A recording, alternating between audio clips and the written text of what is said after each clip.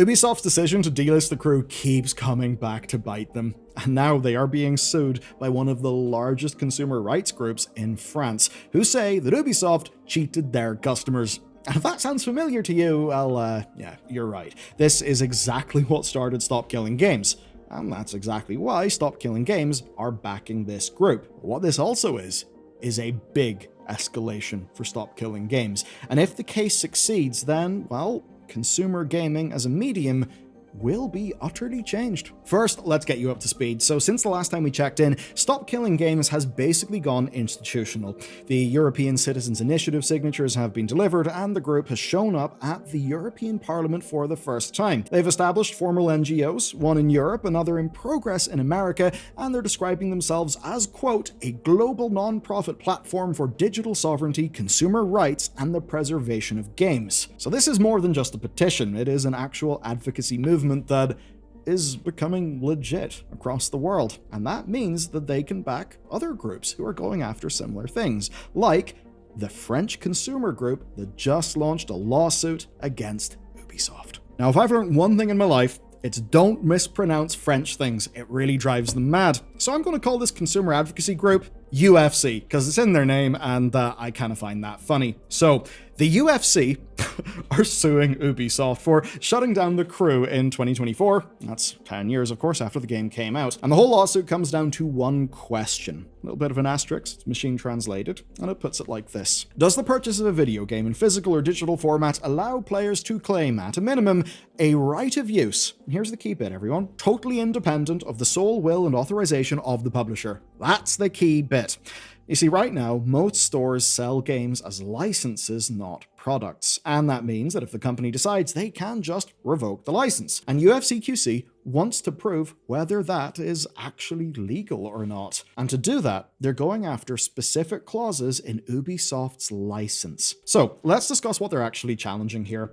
There are clauses that let Ubisoft, quote, deny consumers ownership rights over acquired game copies, shut the game down without offering any alternative, that require online services that can be interrupted, and to refuse refunds on any purchases players made inside the game. They are also going after deceptive business practices, alleging the players were never warned that they could lose access. So what they want is a legal answer to these questions, once and for all. Now, it's not the first time that Ubisoft's licenses have been challenged, and it's not the first time that this specific group has even taken on a major gaming company. So to understand what's going on, we should probably talk about what they've already done. But to do that, we're first going to fly over to the good old USA. So, last year, a US class action lawsuit was filed over the Crew. This went down in February 2025, and it landed on two of the same arguments: that players were not warned about losing access, and that Ubisoft revoked access to what players had been treating as property, not merely a license. And Ubisoft's defense there kind of tells us exactly what is coming. Ubisoft said that players never had, quote, unfettered ownership rights in the game. That the physical and digital versions both made it clear that the game needed online servers and that Ubisoft could shut those servers down, and that further to those arguments, precedent was actually on their side in the US. Now, that is thanks to a 2011 ruling over whether Square could take down a Final Fantasy XI account, basically take it away from a player who broke terms of service. Now, obviously, US law is not EU law, but looking at this, we can literally see Ubisoft's defense. We basically know their playbook. And if anyone is ready for a fight against that playbook, it is actually UFC-QC. Back in 2020, the target was Nintendo. It was Joy-Cons and planned obsolescence. And they say that their complaint kicked off a chain of action that eventually saw the European Commission and Nintendo extend warranties beyond the legal guarantee. And that was a huge win. Let's just all be honest for a second. The situation with the Switch Joy-Cons was absolutely goddamn absurd. They knew those problems existed for years upon years upon years, and they knew that they would just make a shitload of money over people rebuying Joy-Cons. That was absolute scumbag behavior. Whew, that got me fired up. Anyway, that's one thing UFC-QC did pretty well at. But there's another thing. In 2024, a legal complaint against Activision over unexplained player bans in Call of Duty. And that same year, they also pushed for changes to virtual currencies alongside other European consumer groups, following demands for change from EA back in 2022. And that push, as we've covered in this channel, did actually move the needle at the European Consumer Organization. So they've done a lot of stuff. They've had plenty of wins, but they don't always win. In 2024, the French Supreme Court actually ruled against them over whether Steam players could resell their games, and the court cited a 2019 EU ruling on ebooks. Yeah, as it turns out, digital copies could not be resold, and Valve's license terms were basically consistent with that. Now, I should say the rationale behind that ruling was actually quite narrow. It was about reselling digital goods that cannot deteriorate. It wasn't about the bigger ownership questions that we've been dealing with in this video. But win or lose, UFC-QC are clearly not afraid of a fight.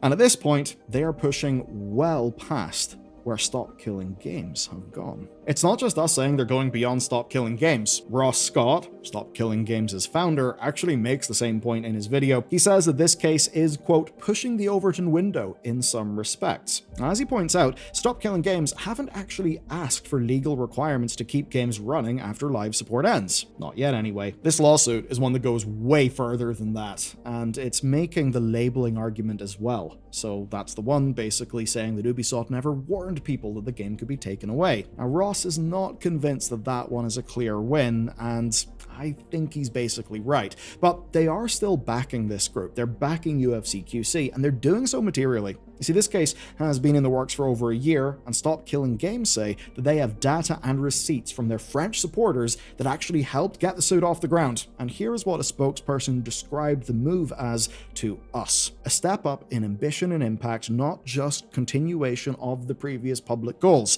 We have become a movement now, and with the NGO, we have bigger plans for the gaming industry. I'm sure there's a few people in the gaming industry who are not particularly happy about that. But this really would be a step up in plans. What they're pushing for here would genuinely upend how this industry works. It's basically this. Should one of the world's biggest economies treat games as products or treat games as licenses? Now, that could put the EU completely out of step with the rest of the world, who have erred on the side of the licenses. I mean, think about what Steam had to do in 2024, where they actually added a warning to the storefront that you are buying a license. And Steam did that for all of us because a California law required it. So would they have to go even further with, say, the EU? What does it even look like for a library of thousands of games? And there's a real question about what sorts of things would break if this succeeds. Right now, you see, companies use license terms to moderate players, banning cheaters, removing abusive users. Now, if games are products and not licenses, does it get harder to ban someone? Now, a Stop Killing Games spokesperson told us that they see it differently, that whoever runs the servers still does get to enforce the rules, regardless of how a game is classified. But considering UFC-QC already brought a complaint against Activision over exactly those kind of bans, well, you could see where this could all get a bit complicated. We're now speculating because nobody's actually done this before. And this ruling would essentially lock in the status quo or force companies into something that is completely new. And even if the status quo wins, that does just make the law itself the next target. And of course, that is a fight that Stop Killing Games have now built themselves for, and it's exactly where they'll go. Okay, so after this case plays out, and remember, it will be appealed, there will be some clarity. Either companies can keep doing what Ubisoft did, or they'll have to deal with an entirely new set of rules. But this is just one front of a broader thing. Stop Killing Games' complaint to the French Consumer Protection Agency is still with that regulator. The European Citizens Initiative gets its hearing at the European Parliament on April 16th this year. And in many ways that's a big one because it's their shot to make their case directly to legislators. And with funding from developers like Alderon Games, partnerships with UFC-QC and Does It Play, the infrastructure is actually there now. So Stop Killing Games is not going anywhere. And this is something that started off with a YouTube video and a petition. It's now evolved into lawsuits, parliamentary hearings, and institutional lobbying across multiple countries. So the question isn't whether the games industry will have to reckon with this.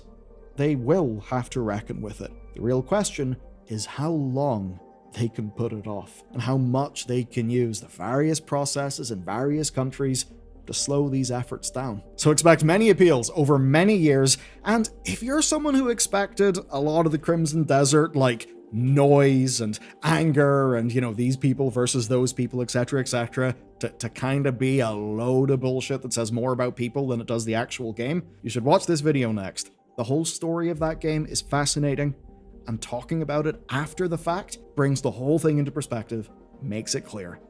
So I'll see you over there.